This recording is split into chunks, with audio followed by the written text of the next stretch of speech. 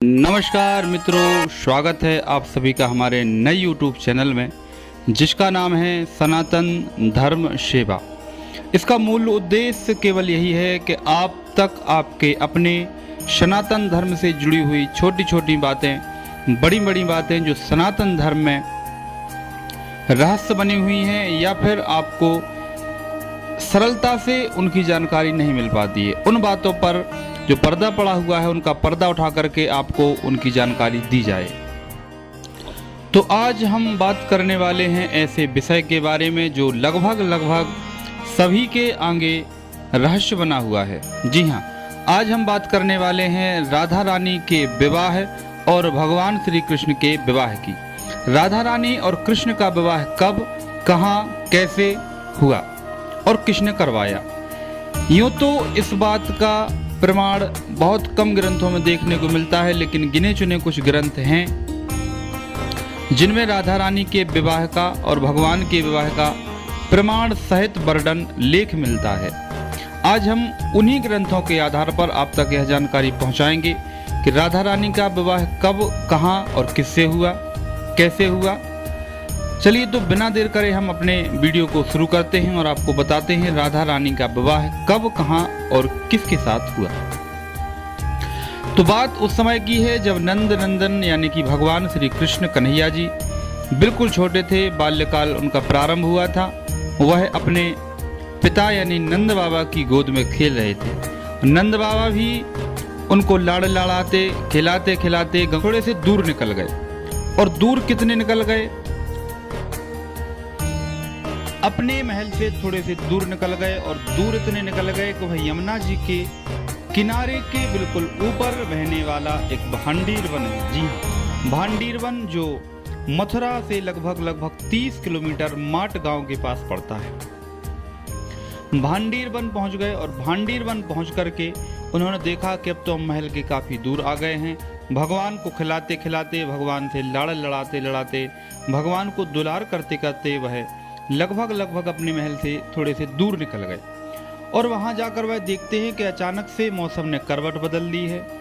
मौसम में एकदम से गर्माहट आ गई है, बादल गरजने लगे हैं, तेज हवाएं भगवान की लीला से चलने लगी हैं।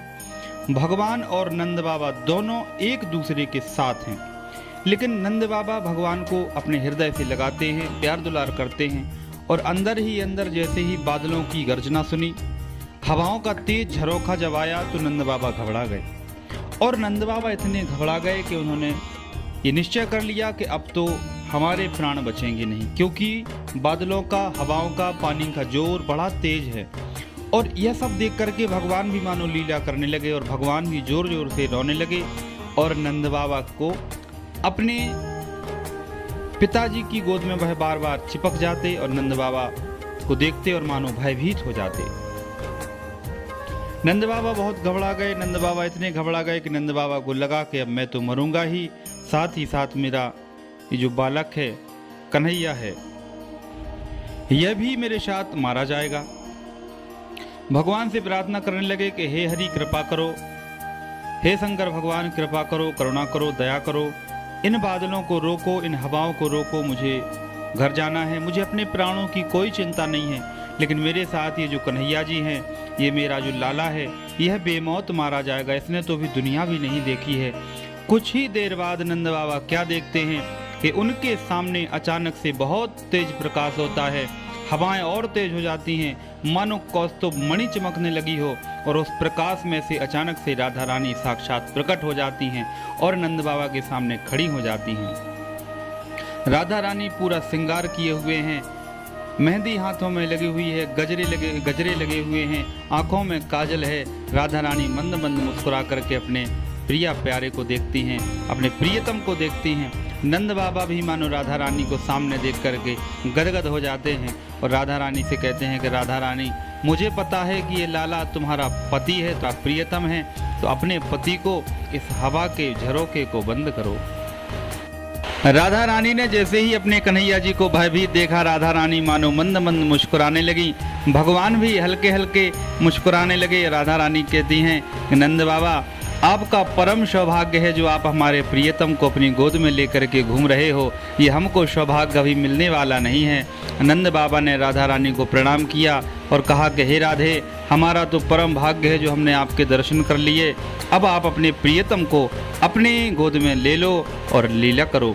राधा रानी भगवान को गोद में उठा लेती हैं और गोद में उठा करके नंद बाबा को वहाँ से विदा कर देती हैं और दोनों ही एक दूसरे के साथ भगवान ने भी अपने उस रूप को त्याग दिया और किशोरावस्था यानी कि 16 से 18 वर्ष की आयु में भगवान प्रवेश कर गए। दोनों अपनी लीलाएं करने लगे।